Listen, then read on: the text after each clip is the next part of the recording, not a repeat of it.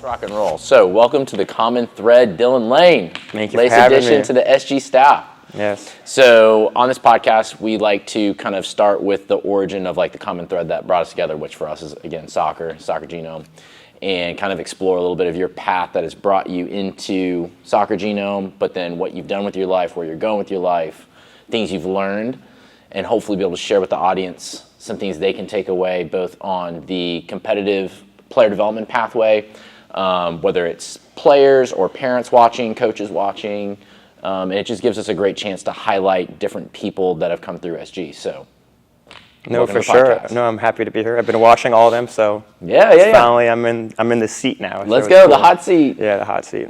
So typically I like to start the kind of the origin story of like, when did we meet? What brought you to SG? What attracted you to SG? And then we can just kind of jump into your soccer story from there. No, for sure. So I'm from Raleigh, North Carolina. Grew up playing for NCFC, North Carolina FC. And just through my development, SG was always known and heard around my friend group, Brady Francher, Landon Sloan, Gabe Mercer, Dylan Trevor Burke. Those are like, the OG names that everyone talks about. And my earliest memory would have to be in the factory of the backfield. Oh, yes. And I don't even know if I trained with you, but I just stumbled upon it one day. And then, I continued down the NCFC pathway. And then the older I got, the more I started to come and train, do the pickup, the high school pickup, right? And then after NCFC, I then went to go play 5 years at Furman University, which is a Division I program in Greenville, South Carolina. And that's when I really picked up with the college pickup, coming back every winter break, summer break, just every night coming to SG. Hey, are we playing tonight? Yeah. Playing tonight? I was always text Taylor saying, hey, like we're playing tonight, and cap it at like 15, right? Yeah. But and 25 people would show up. Yeah, and like even before that, when I was younger, you coached my teammates and I at multiple tournaments. I kind of skipped that part, but it's just like you were there for my whole development. Whether it was like once a month a tournament or 2 times a month of private training, you were always there. So for you to see the growth is probably weird to see me sitting in this chair now, but also pretty rewarding. Oh, super rewarding. But I think I knew SG was special when I started coming back during my college breaks. Because now I'm coming back, but also all my teammates from other colleges are coming back.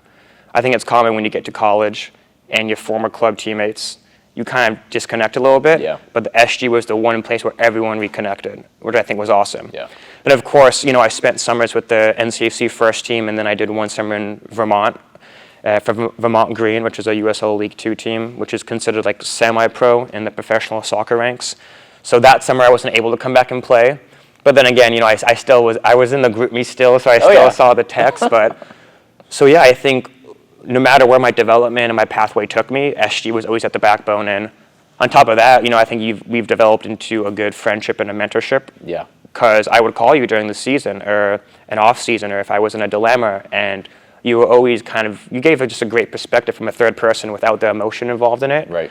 So yeah, it's just basically like a second dad if I'm being. Hey, okay. That's just brownie points. I love that. So one thing that I found that's really interesting about Soccer Genome that I didn't realize early on was, when you're young, you're building a brand, you can get very protective of your players. Yeah. And it took me a couple years to realize like that's not what we needed to be. We just needed to be a place where players were going to come in and then they were going to leave. And then some would come back, and then they would leave. And so really it became kind of this gathering place for players over different periods of their player journey, right? And I think that is so exciting because when you first came in, I think you were probably 9 or 10. And then there was probably a year or two I didn't see you. And then you came back in when you were early high school, middle school. I remember doing like the NCFC 4v4 tournaments. I think we also did like an 8v8 tournament. Like an indoor one too. Yeah, we did an indoor tournament in Virginia Beach.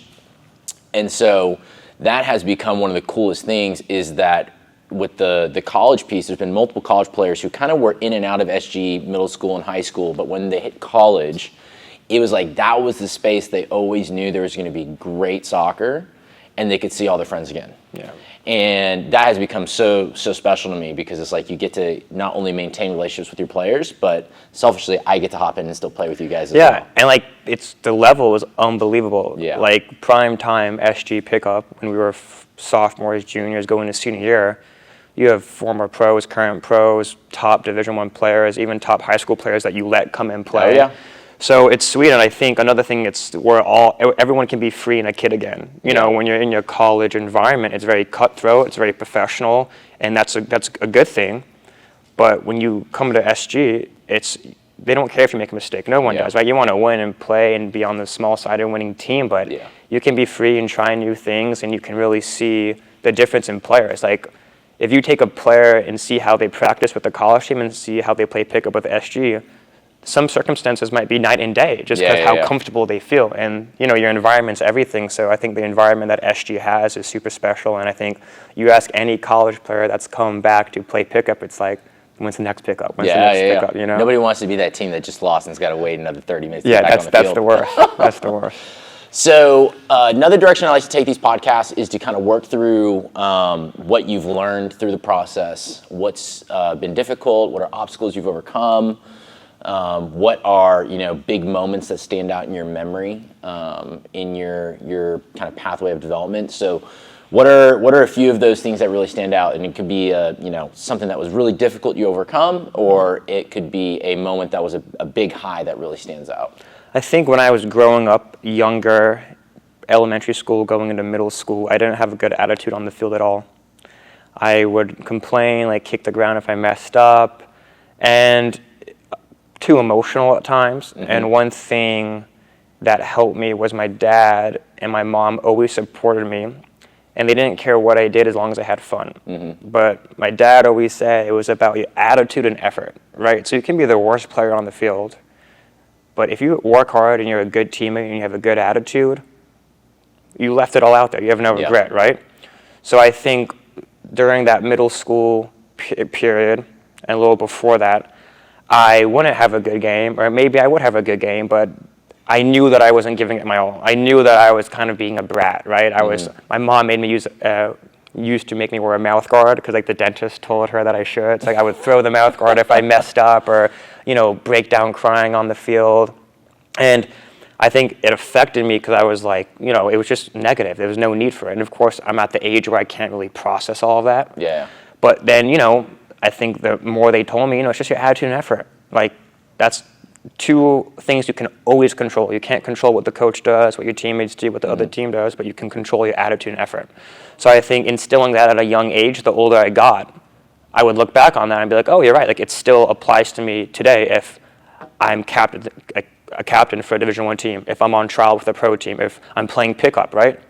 Attitude and effort still applies. So I think developing that early on, and it was not easy. There were still multiple times when I knew attitude and effort were the two main things that I would still throw in tantrum. Yeah. Right? But it's like anything, with the way you train, the more you do it, the more it becomes a routine, then a daily habit. Mm-hmm. So now I can confidently say where it's like I try to instill that in the other kids that I train now, no matter what the age, where it's like you can be frustrated that you mess up, right? And you should hold yourself to a high standard. But if you have a good attitude and effort, the rest will come with time. But without that, it's going to be difficult. Yeah, one thing I've just absolutely become obsessed with is like really trying to use the framework of transferable skill sets. Yeah. Right. So, you know, life is short, goes by fast, and so I want to spend my time doing things where it applies to multiple fields of my life. Mm-hmm. And again, attitude and effort is so crucial, both in personal development, coaching, playing, business, skill acquisition, and so I think it's so cool that, you know, you're sitting there. 23, 24? 24, yeah. 24. And you've already kind of picked up on that, like, hey, this applies not just on the field. I was learning this at a young age, and now it's really carrying on into my adult life. That's awesome. No, for sure, yeah. What are some of the bigger obstacles other than your attitude and effort early on that you faced that has kind of helped shape and craft who you are today? I definitely think one of my favorite quotes is "Comparison's a thief of joy." So I think we all compare, whether it's sport, business, life. It's especially with social media. I sound like an old person saying that, but so everyone's life is online, and you know what's going on. So if that person has that, or that person has that opportunity, why don't I have that? Right? Yeah. It's human nature to think like that. So when I was younger, even when I got the attitude and effort, especially when soccer got more competitive and it was competition, it was like, oh, scouts at this game, college coaches at this game, it was sometimes a little too much where I was like, why is that kid playing, or why does that kid have that offer, or why is that kid posting that or getting this opportunity, right? And it ultimately, same thing with not having good attitude and effort, it just would negatively affect me. Because at the end of the day, I don't know like their journey, their spot in their life, right? Just like how they might not know what I have going on, right? So just how I might look at that player, like why does he have all these opportunities? If I look back, that player could be doing the exact same thing for me. And I didn't learn that until later on, which I'm glad it took the time because, hindsight's always 20/20. Right. But one thing I just learned was everyone's running their own race, right? We all have goals, and I might be 2 months from my goal, a year from my goal, 10 years from my goal. I don't know, right? And I think there's beauty in that because it's the process to get there. Yeah. So it's not fair for me to compare to someone else who also has a goal, but their goal can be completely different from me. So me just assuming that, oh, look, I'm comparing myself to them, it just makes your head do jumping jacks and obstacles and flips. Yeah. It's not healthy for the brain, right? Right. So kind of reflecting on that and comparing it to the soccer field, the moment I started to be like, I'm in control of my life, this is my journey, no one really matters except me and my teammates and my coaches and my close-knit of people, that's where I have to put my energy and time in. And the moment I did that, that kind of shifted something in my brain, and it kind of lifted this weight off my shoulders of like, oh, like I've already won. Like I'm in control of how I feel and how I can play. And then that's why I started playing better and more free. Whereas before it was like I would play in my head thinking about other players or other decisions being made. And as a player, that's the worst state to be in. And you as a coach, you can sense when a player is doing that. Yeah, I can sense it too from being in the collegiate game coaching, in the youth private training coaching. It's like you can tell. So just comparisons to Thief of Joy, it's easier said than done to be like, oh, just don't think about them. Yeah. But my biggest thing was looking at it from a third person, right? A perspective of like, you're sitting above looking at the situation at hand and realizing it's not that deep. Like they have their stuff, you have your stuff. Think of the positives that you have. Think of the good stuff that you have, and then go from there. It's interesting how comparison, I think, the more I've thought about it, is it's also an indication of the extent to which you know yourself, right? Mm-hmm. Because if you are constantly looking to compare yourself to other people, what you're really doing in a lot of ways is you're trying to orient where am I in the world, and you're using other people and their lives as kind of a North Star to gauge, like, am I successful? Am I moving somewhere? Am I doing something?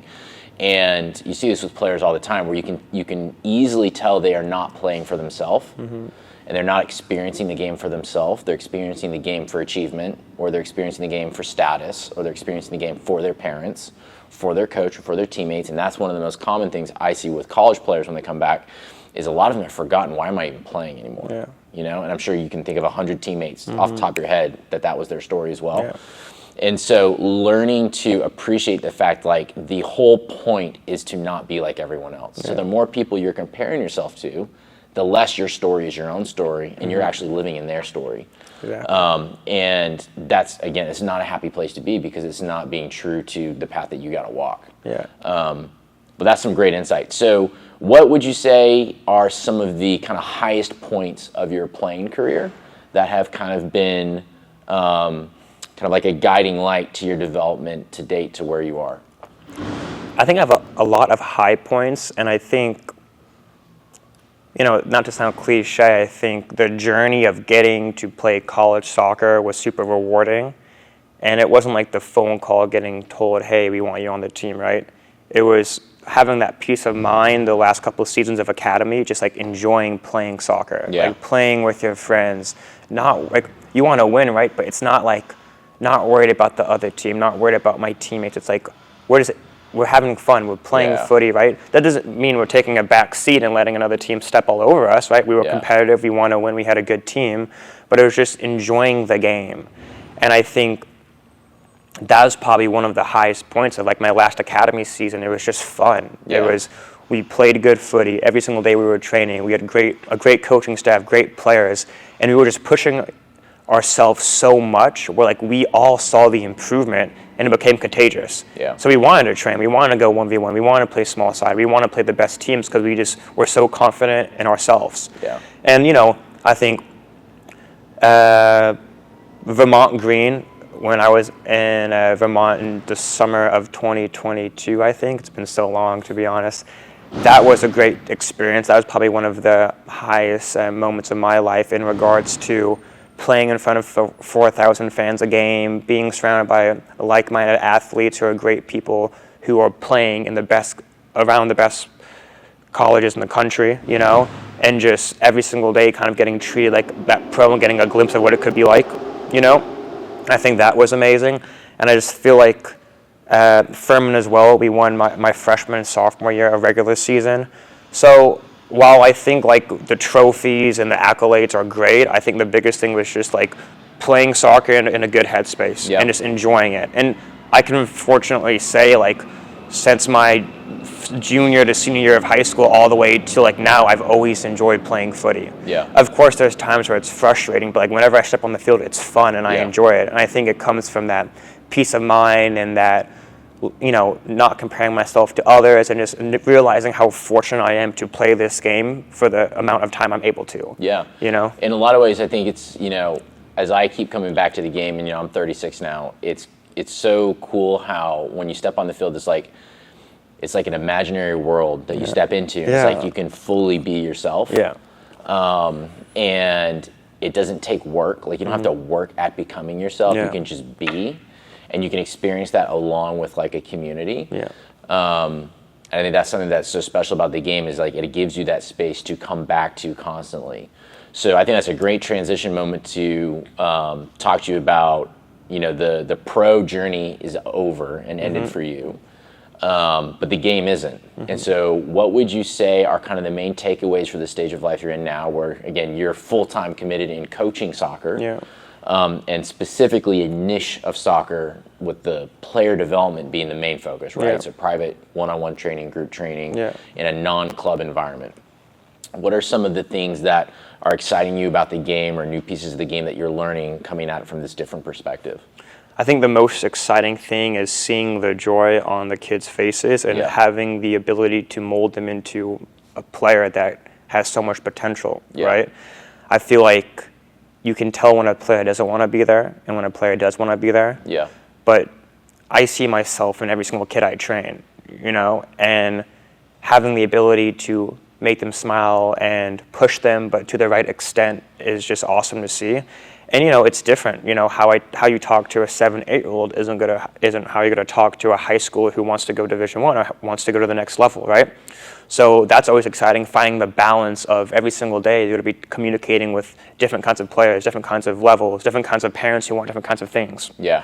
So I think that's a cool journey that I've been doing for a while now, but like every day it's a new thing, right? So it's exciting. And I think just, when I graduated, I went directly into coaching college. And then on top of that, doing private training on the side and now being back here doing private training. I'm glad I didn't take a step back because I didn't need to. I think I've accepted where I was. I closed that chapter in my life and I was ready to go all in and just like helping players coming through this system, right? And I do like the private training aspect of it because it's like you have the ability for 1 hour to like get so many touches, love the game even more, try new skills, teach little tidbits here and there. And the more you work with them, the more you see the progress. And then sooner or later, they might just hit a upward trajectory, you know what I mean? And of course, there's challenges every single day with like just kids that might be struggling to listen or pay attention, but that's just part of their, that just comes with it. And that's when you challenge yourself to, okay, how can I maneuver? How can I talk with this kid and I get through to him? Yeah. Yeah, no, that's so cool. What would you say are some of the big transferable skill sets you've learned from the game and in coaching that you are both seeing and excited about developing into the future in your adult professional life? I mean, I think this, of the ones I'm probably going to say like the attitude and effort, right? So always having a good attitude, putting in good effort, realizing that they're coming to train here and you're the coach. Yeah. So like you owe it to them to give 100%. Right. Right? Because they can also sense when you're not giving 100%. Yeah. I think another thing is just being at peace and happy, but also striving for something more. Meaning, it's a great routine here. It's a great, it's a working family. Yeah. And we're all happy and we're all striving for something more, but that's not interfering with how we feel right now, I would say, and I think that goes a long way because there's a lot of people, I think, in different workforces and places where they're just not happy in the present moment because they're always striving for something more, but more is never going to get there because they're always looking for that more, Yeah, That's kind of a tongue twister, but... No, I know exactly. No, yeah, so it's like, I just feel like finding the balance of being happy and being at peace, but also pushing yourself and pushing everyone around you. Yeah. So we're all going in the right direction. Yeah, absolutely. So what are some things that you're super excited about over the next kind of, 2 to 5 years that you're aiming towards individually, both in your own personal and professional life? Just honestly becoming the best coach I can be. I feel like, again, another cliche answer, but just training more kids, doing more groups, getting involved more in the soccer world as much as possible. And, it's exciting to have possibilities of doing multiple things, right, within Soccer Genome and a part of Soccer Genome, right? But it also can be overwhelming because there's so many cool avenues to go. Yeah. So it's just, I think, finding the balance, like I said, of like, having your passion projects and making sure you give it all and 100% when you come on the field. So I don't have like a concrete answer, but I feel like I'm at a point in a good headspace where like it'll come when it comes, and I just have to keep on like going to it, Yeah, absolutely. I think that's obviously a sweet spot to be in where it's like, you're in the right space and you feel comfortable enough to allow the opportunities to come to you instead of feeling like you've got to force them. Yeah, exactly. That's very cool. What would you say are 1 or 2 characteristics that people may not know about you who may be coming through SG as they sign up to train with you private training or see you in an academy group? What are some kind of cool tidbits about Dylan Lane that folks might not know about you?